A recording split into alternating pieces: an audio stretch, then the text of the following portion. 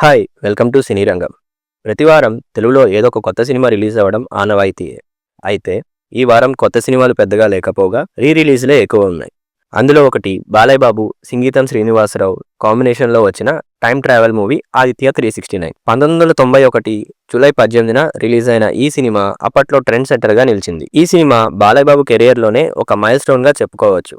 అయితే ఈ సినిమాకు సీక్వెల్ చేయాలని, అది బాలకృష్ణ డ్రీమ్ ప్రాజెక్ట్ అని ఇప్పటికే చెప్పారు. దానికి 'ఆదిత్య 999' అని టైటిల్ కూడా అనుకున్నట్లు చెప్పుకొచ్చారు. ఈ సినిమాతో బాలయ్య బాబు తనయుడు మోక్షజ్ఞ తేజను హీరోగా పరిచయం చేయాలని అనుకుంటున్న విషయం అందరికీ తెలిసినదే. ఇప్పుడు అభిమానులను మళ్ళీ ఆ ఫ్యాంటసీ ప్రపంచంలోకి తీసుకెళ్లడానికి 'ఆదిత్య 369' రిలీజ్ చేస్తున్నారు.